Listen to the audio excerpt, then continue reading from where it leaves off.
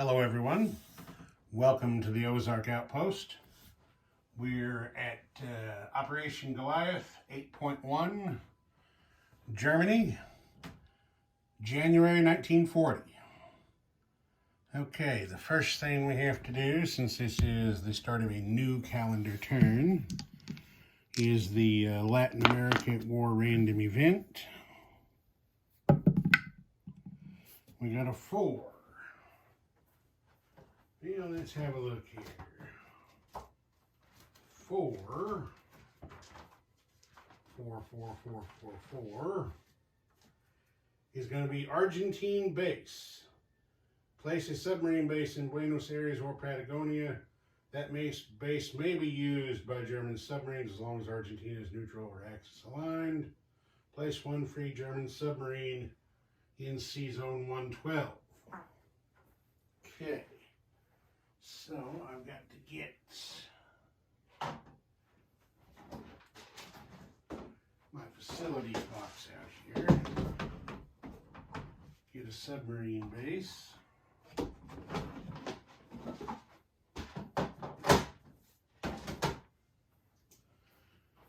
And then I have to get a U-boat. So let's grab one of those. Looks like we got a hold of yeah, that's a Type 7. Okay.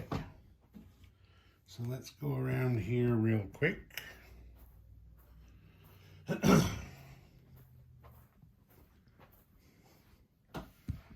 We'll place the submarine base down here at Patagonia. And there's the free U-boat.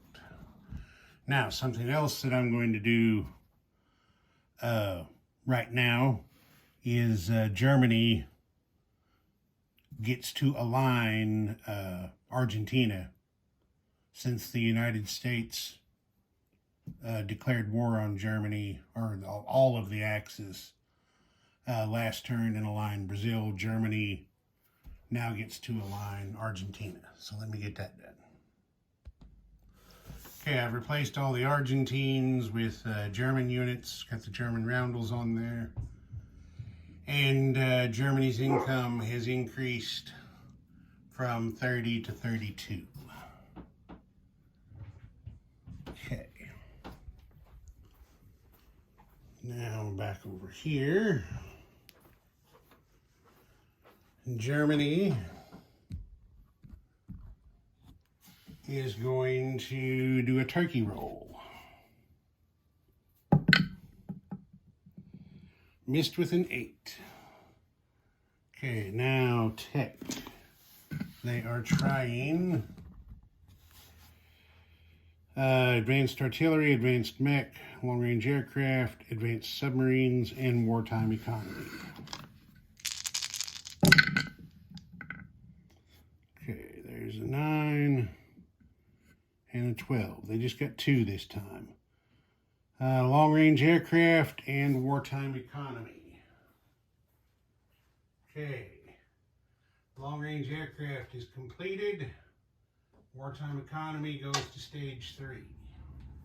So, the Germans now have range bonus. I don't know if that's going to change any of their combat plans or not. We'll have to take a look at that in just a minute. Right now, we're doing purchase. Germany had 38 Reichsmarks in the bank. Of course, they spent 2 on the turkey roll, leaving 36. So, they have spent 12 on 2 medium panzers, 12 on 4 infantry, and the remaining 12 on the 4 SS infantry they can place in Yugoslavia this turn. So you've got 3 regular, the way I read the rule, you've got 3 regular SS infantry and 1 SS mountain. The reason I say that is when they list them, these 3 are listed, well, you've got 2 listed in numerical order, and then you jump to the 3rd, and this one, I think like this one is like the 31st SS infantry, and this is the 23rd SS Mountain Infantry. So I'm reading it that they are not all 4 mountain infantry, just the one, because of the way that one was jumped out of numerical order. If I'm wrong, somebody correct me, but that's the way it reads to me. Okay. Since this is purchased, we also need to have an event draw for the Spanish Nationalists. What do I got here? We got a Vieira Teos, or however you say that. Let's see, how would you say that? Viriatos, maybe.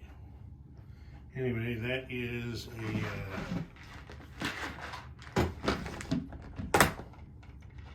that's a Republican infantry unit.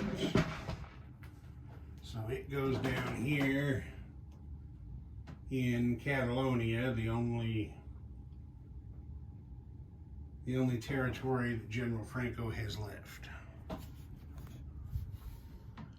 Put it right there in Catalonia with the 2 Italians, or yeah, the 2 Italians in von Manstein. Okay, now we go to combat. Guess we'll do our sea combat first. Up here, this coastal sub from Sea Zone 8 is going south to 22 to convoy raid the West Atlantic line. The Merchant Raider from Sea Zone 48 is coming north 1 space to 32 to raid the East Atlantic line. Down here, the Field Marshal is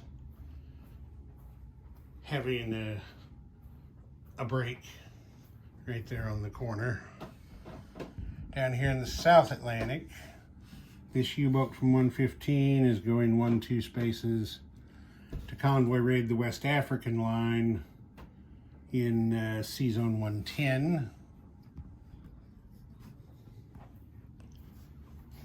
And then back up here in Western Europe,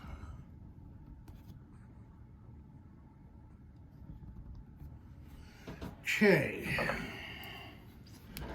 the forces arrayed here in Western Germany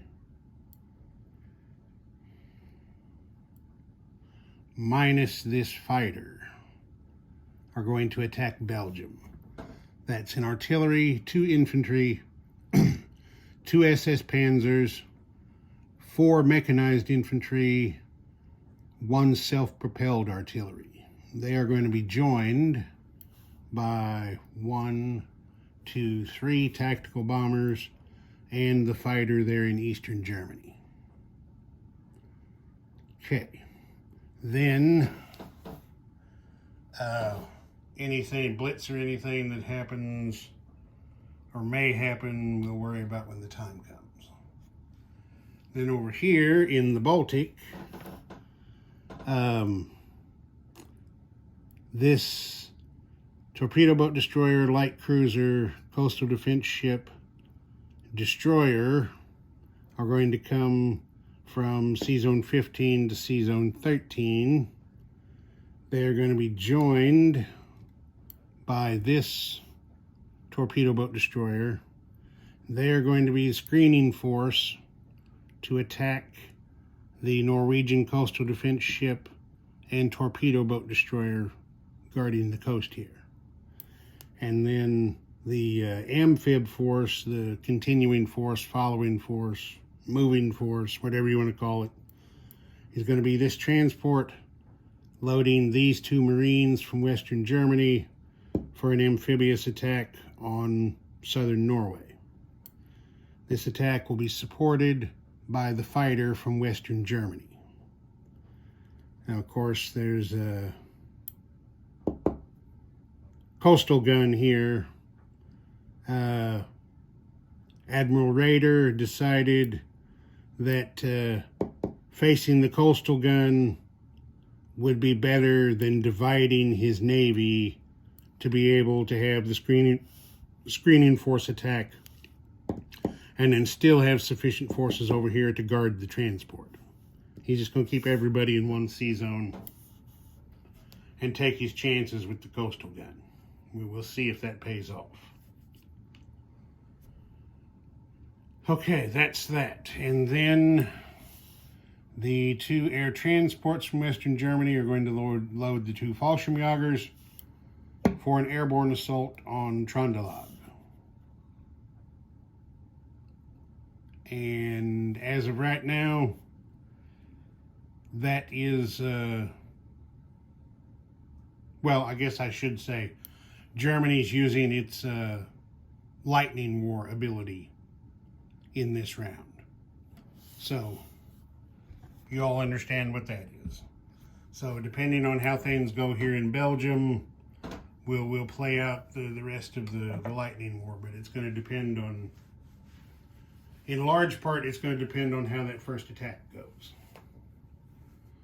All right, so we're going to start with action at sea.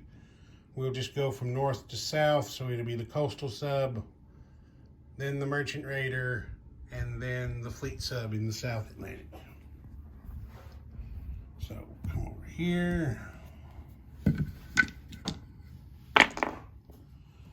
Okay, these are all unprotected zones, so there will not be any no escort modifier and no defensive shots by the escorts. So the coastal sub's a +1. 4 on 3, that's 1 damage to the British. In I forgot to take that off there. 1 damage to the British on the West Atlantic line. Now, the merchant raider, it is also a +1. 5 and 5 is a tie, no damage. The fleet sub is a +2. 6 against 4, no damage. Okay, so the British lose 1 pound. 1 pound. Okay. Then we will do Norway first. So first off, we're going to have the screening force battle.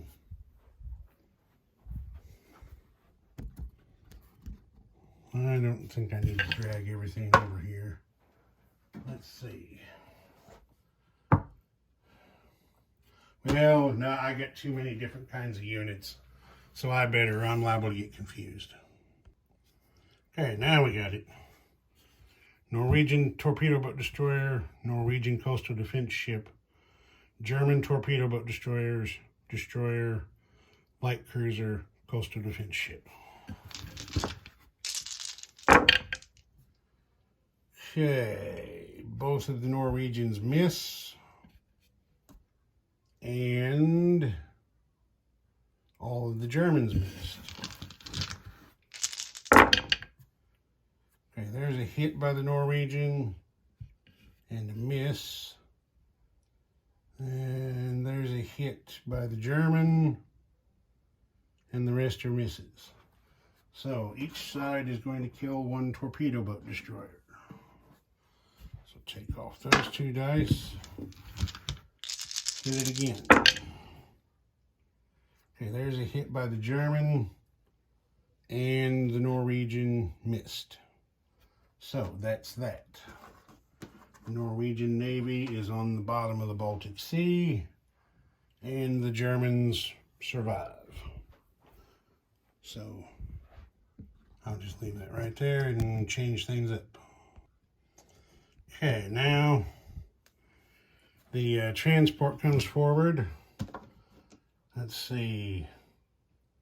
The coastal defense gun just gets 1 shot because there's only 1 ship involved in the amphibious assault.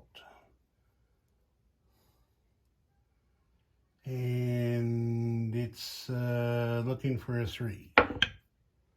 Missed with a 9. Okay, so now 2 German Marines attacking on a 1 because of the mountains. Fighter attacking on a 6. It has 4 moves left after the attack because of airfield in Western Germany and long-range aircraft. And there's the Norwegian infantry. Okay, we got 1 hit by the fighter. The Norwegian missed. So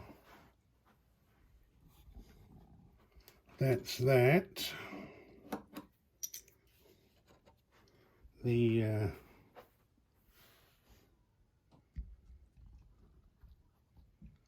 just down here without getting it on anything. The fighter fell down and go boom. The fighter, of course, will have to have a non-combat move. There's the 2 German Marines. The coastal gun comes off. We get a German roundel on southern Norway. So, Germany now has its own source of heavy water.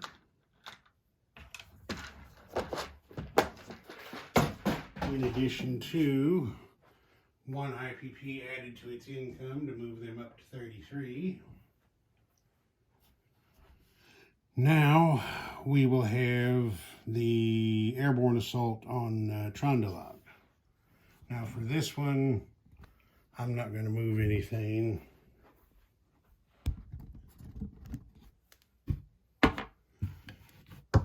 Two Fallschirmjägers, 1 militia. It's mountains, so that knocks them down, but they get +1.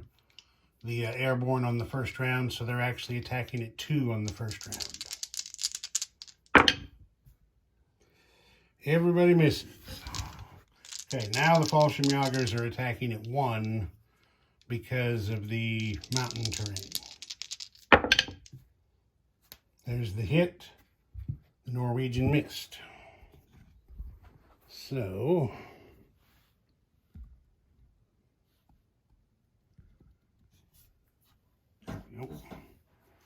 take him off of there.